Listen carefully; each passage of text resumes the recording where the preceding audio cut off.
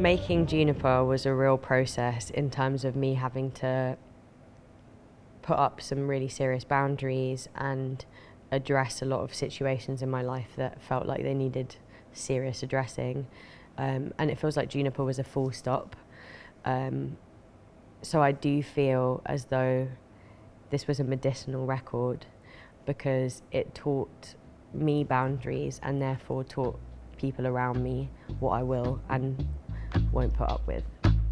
Late night on smoke, pistols are done. Last time the bullet hit before my gun was drawn. You stripped my guard down, man, I can't believe. God forbid. When I performed here, it was a very busy week for me. My album had just come out. I was shifting records on a day for like 5 hours on a stall, and then I performed. If I'm honest, I had a great time. A lot of times when I'm performing, it's incredible, but there is other stuff going on in my brain that I can't necessarily control, but allowing it, what I've learned as I've gotten older is allowing it to just be a thing makes it much easier to enjoy the process and not make myself feel guilty for not feeling totally present.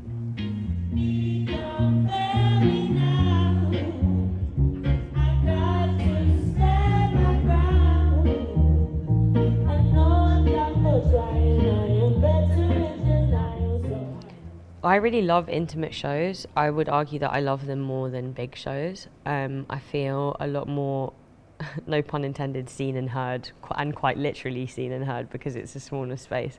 But I love them because, I don't know, I feel like my songwriting style is quite intimate and I talk about quite vulnerable topics at times. And when it's a smaller room and the lights can dim and you can't really see anyone, it feels really cathartic for me, to be perfectly honest. At the time of writing Mother, I was in a real flow and it was very easy for me to get things I thought a lot about into song form. I think I wrote that in like a heartbeat. It was really, really easy to write. And I remember not thinking it was that good after I wrote it either, which is just critical brain stuff. But it's interesting because I think I can only write like that actually when I'm not thinking about it. So that song, I think I was in a state of flow and I wasn't even really thinking, it just kind of happened. I don't know how I want songs to sound when I'm writing them. I'd like to think they'll sound good, but that doesn't always happen. And sometimes that is, for the most part actually, that is when I write my best songs, is when I'm not thinking about whether it's going to be good or bad at the end. I am just in a contract with the state of doing, and it feels good. If you wanna get me back tomorrow, gotta let go tonight. I think that because mental health wasn't an honest or open discussion growing up, as much as I think it should have been, it meant that as I got into my adult life, it became a priority for me to be honest about that, which sounds counterintuitive, but for me, I learned from a really young age. My dad used to actually say this. He used to say, you're much better at having conversation and letting things out than bottling things up. And I think some people are better at holding things in, and I am incapable of that. As I've become an adult, I just feel like destigmatizing mental health, even within my own personal friendships, my own relationships, my family relationships, has been a huge priority for me. But I think that there was one person in my childhood, there was a teacher, and if it wasn't for her being so vocal about feeling down or not feeling together, I don't think I would have that mindset. She acted like it was water, like it was a normal thing to speak about. And she also was from an immigrant background, and I don't know, it just made me feel like it wasn't a taboo anymore. So I think it's probably down to her that I started to be a lot more vocal about how I was feeling. Yeah, she's amazing. I've like thanked her multiple times ever since. And that was when I was in year 6, so she obviously had a massive impact, yeah. Why are we still gripping to forever? Why are we trying to love with so much pressure?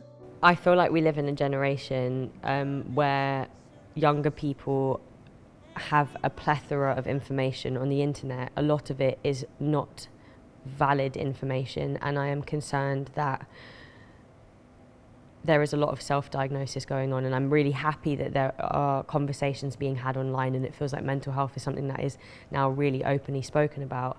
But I am worried about the misinformation aspect of that opening of conversation in our generation. Mental health issues is such a vulnerable subject that I just hope that they have the right resources around them when they're being fed so much information.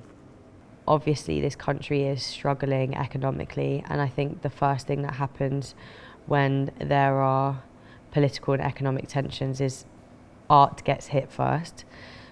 And a full-time artist, I think that the whole kind of oversaturation and this need for virality has completely basically dampened so many musicians' opportunity. I don't think that every musician has to be a brand. I don't love how music has become like mega late stage capitalism. And if I was to make like an agency, I guess, for helping artists, it would be from as simple as providing like mental health services and like a funny little thing called HR. I know that during the Black Lives Matter movement, there was a management company that gave all of their artists free sessions because a lot of their artists were of African or Caribbean backgrounds, and they felt the need to provide them with mental health support during that time, which I thought was incredible. But yeah, if that could be applied to the entirety of the music industry and all artists, I think that would make a lot more of a compassionate industry.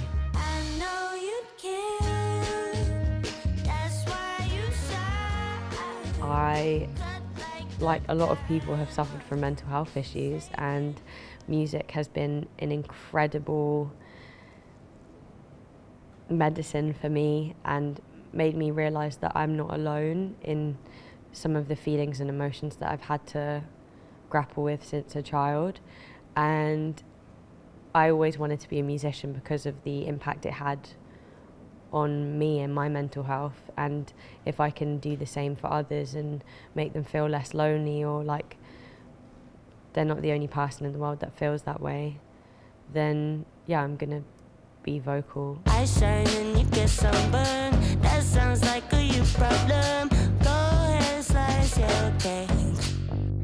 I think since releasing Juniper, I feel really, really good, and I feel like the healthiest I've ever felt.